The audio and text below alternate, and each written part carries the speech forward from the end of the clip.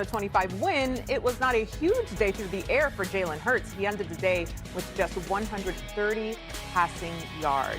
Meantime, a disgruntled A.J. Brown went to X after just 2 receptions for 7 yards with scripture from the Bible taking us to church. Quote, "If you're not welcomed, not listened to, quietly withdraw. Don't make a scene, shrug your shoulders, and be on your way." As a petty queen, I too have subscribed to this many times.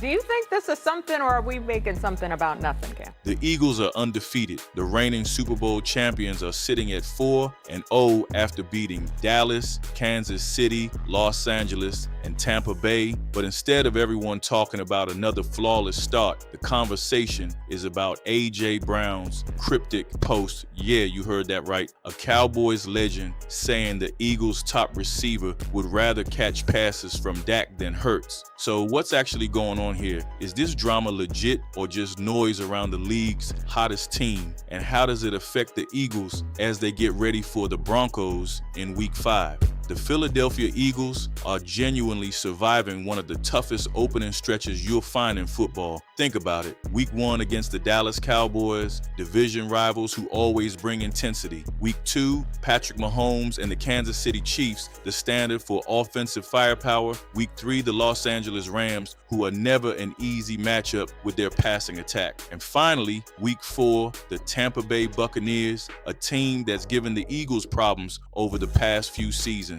That's 4 heavyweight battles right out of the gate, and the Eagles walked out of every single one of them with a win, 4-0, sitting atop the NFC and doing it as the defending Super Bowl champions. On paper, this should feel like smooth sailing. You beat the best, you're undefeated, and the roster looks stacked. But inside the headlines, something else is brewing. While the scoreboard shows perfection, the locker room is dealing with frustration, and it starts with one of the team's biggest stars, wide receiver A.J. Brown. Week 4 in Tampa looked like it was going to be a statement win. The Eagles jumped out early, controlled the first half, and seemed ready to put the Buccaneers away. But what should have been a comfortable finish turned into a nail-biter. The final score was 31-25, and if you watch closely, you saw why this game is still being talked about. The offense, right, being a little bit more inventive. Kevin Patula, that was the question going into this season, Moose. Like, he had never called plays before, and we saw him be extra conservative the first couple of weeks.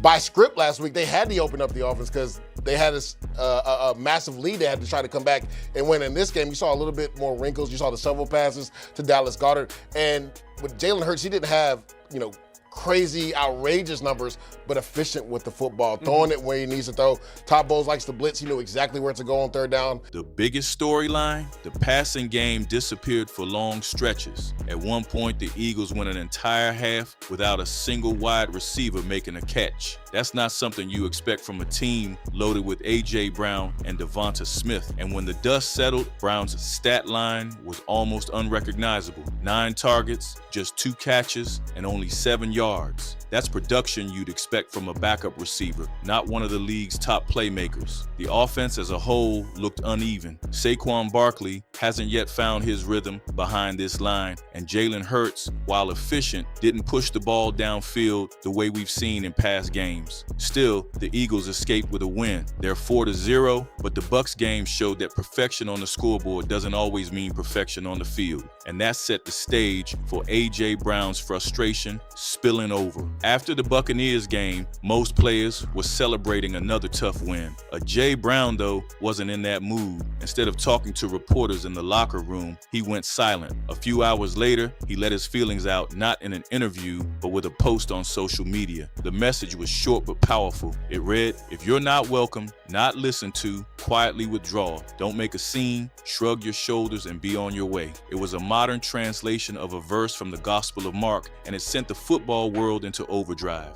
Scripture from the Bible taking us to church. Quote, "If you're not welcomed, not listened to, quietly withdraw. Don't make a scene, shrug your shoulders, and be on your way." As a Why? Well, because cryptic posts from star receivers are like lighting a match near gasoline. Fans immediately wondered if Brown was unhappy in Philadelphia. Analysts started questioning his relationship with Jalen Hurts, and of course, the trade rumors started flying. What made it even louder is that Brown had already hinted at frustration earlier in the week. He said the Eagles' offense sometimes felt too conservative, and he wanted them to let their playmakers loose. Put those comments together with a stat line of 2 catches for 7 yards, and the speculation became unavoidable. That one post turned what should have been a normal Monday victory lap into a firestorm. And the person who had to address it head-on was head coach Nick Sirianni. By Monday morning, the buzz around A.J. Brown's post was impossible to ignore. Talk shows were debating it, fans were dissecting every word, and reporters wanted answers. So when Nick Sirianni stepped to the podium, the question was clear. Does Brown really want out of Philadelphia? Sirianni didn't dodge it. He backed his receiver completely. According to Nick, A.J. wants to contribute to more wins, but he's had a couple games where he hasn't been able to for different reasons. Very important to this football team. I know he wants to contribute. I know he wants to contribute and, do the things that he's capable of doing. He wants to contribute into these wins. And he's had a couple games where he hasn't been able to, and for different reasons of why we haven't in these games. So, but I question nothing about, his desire to play great football, his desire of being a good teammate, his desire to be here. That was about as direct as you'll get from Sirianni. He wasn't hinting. He wasn't brushing it off. He was telling everyone, A.J. Brown is committed to the Eagles. It was also a smart move. By publicly defending Brown, Sirianni shut down the trade speculation before it could spread further. And he reminded everyone that frustration from a star player doesn't always equal division. Sometimes it just means they want the ball more. Still, to really understand Brown's mindset, you have to look at his actual role in the offense this season. He's not just any wide receiver. Since arriving in Philadelphia, he's been one of the NFL's most consistent playmakers. 3 straight seasons over 1,000 yards. A Super Bowl run where he totaled 163 yards and 2 touchdowns in the postseason, and highlight reel plays that made him a nightmare for opposing defenses. This season, though, it's been a mixed bag. In Week 1 against the Cowboys, he wasn't even targeted until the final drive when he caught an 8-yard pass to help seal the win. In Week 2 against Kansas City, he finished with 5 catches for just 27 yards. Week 3 looked like the turning point. 6 receptions, 109 yards against the Rams. But then came Tampa Bay, where despite being targeted 9 times, he managed only 2 catches for 7 yards. Those numbers are jarring for a player of his level. And when you combine them with his comments about the offense being too conservative, it's clear he feels like the Eagles aren't using him the way they could. It's not about effort, but opportunity. And that gap between expectation and reality is exactly why this story won't go away quietly. Just when the story around A.J. Brown's frustration seemed like it might settle down, Michael Irvin poured gasoline on it. The Hall of Fame Cowboys receiver, now an analyst on ESPN's First Take, made one of the boldest claims of the week. He said that A.J. Brown would actually prefer to play with Dak Prescott instead of Jalen Hurts. Irvin's exact words were eye-catching. People get up and say, I'd take Jalen Hurts over Dak Prescott, but now we see, I don't think his own wide receiver would take him over Dak Prescott. That's what A.J. Brown is saying right here. The one game that they don't win and they don't throw him the ball, now you have a problem that will spill over. It didn't stop there. Irvin doubled down saying, I don't condone that he's this upset and undefeated, but we can't skirt what he is saying. The claim hit hard because it tied Brown's cryptic message to a larger quarterback debate. Hurts hasn't lost a complete start in a year and already has 2 Super Bowl appearances with 1 ring. Prescott, meanwhile, has never reached an NFC championship game. So, was Irvin genuinely reading between the lines? Or was this just another Cowboys legend stirring the pot? Either way, his words gave this story even more fuel. Book reading? You want to say you don't read books? So it's like, hold on. He's trying to say without saying. I'm not happy.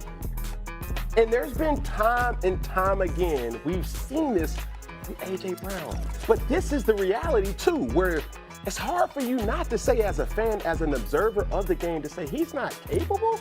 He's showing what you could do versus the Los Angeles Rams. When you step back from the headlines, this comes down to pure chemistry. The Eagles have one of the most talented rosters in football, but keeping stars happy isn't always simple. Wide receivers, in particular, live on targets and touches. When they don't get the ball, frustration builds fast. No matter how many wins, the team piles up. That's why A.J. Brown's situation is worth watching closely. He's not the only receiver who can feel overlooked. DeVonta Smith is a proven playmaker who's also had games where his production vanished. Go back to the Buccaneers matchup, the entire receiving group went an entire half without catching a single pass. That's the kind of drought that tests patience, even in a winning locker room. Nick Sirianni knows this. His philosophy is that winning outweighs individual numbers. It's the right message, but players still want to feel involved. The challenge for the Eagles is keeping everyone engaged while running an offense that leans heavily on the ground game. Right now, Sirianni has managed the situation by publicly backing Brown, but behind closed doors, the coaching staff will have to find ways to feed their stars, or these small frustrations could grow bigger. The Eagles' 31-25 win over Tampa Bay was gritty. They jumped on the Bucs early, but the second half exposed cracks. Drives stalled, the passing game stalled out, and the lead was never utterly secure. Yet, a win's a win, and the 4-0 mark remains the clearest proof that this team still knows how to close.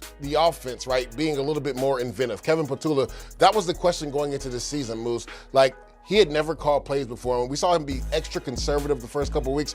By script last week, they had to open up the offense because they had a massive lead they had to try to come back and win. In this game, you saw a little bit more wrinkles. You saw the several passes to Dallas Goedert. And with Jalen Hurts, he didn't have, crazy, outrageous numbers, but efficient with the football, throwing it where he needs to throw.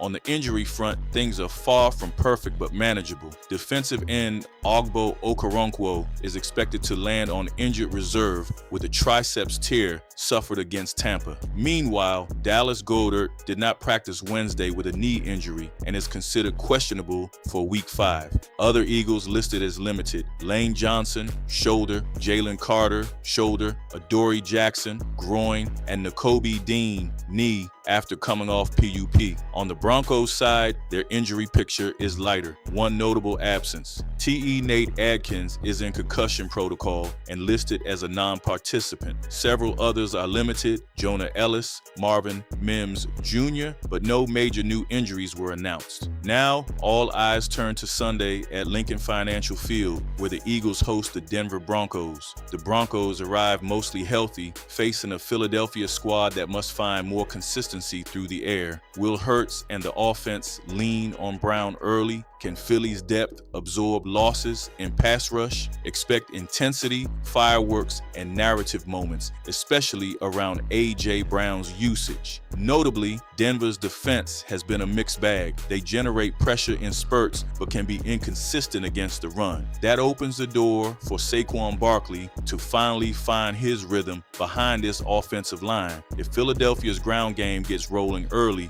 it can set up Jalen Hurts for clean play action looks, something that's been missing the past couple of weeks. This matchup may feel like a reset opportunity for A.J. Brown. The Broncos' secondary has been solid, but they don't have a true shutdown corner. Brown's physical style gives him a favorable edge, and Hurts will be under pressure to get him involved early. DeVonta Smith and Dallas Goedert, if healthy, round out a group that can stretch Denver's coverage thin. On the other side of the ball, the Eagles' defense will face Russell Wilson, who remains capable of extending plays outside the pocket. Containment will be crucial, say analysts. Even with Okoronkwo out, the front seven has the talent to make Wilson uncomfortable and limit Denver's explosive chances. What do you think? Is this just a star wanting more touches, or something deeper between Hurts and Brown? Drop your thoughts in the comments, and if you enjoyed the breakdown, hit like, subscribe, and stick with us for every twist of the Eagles season.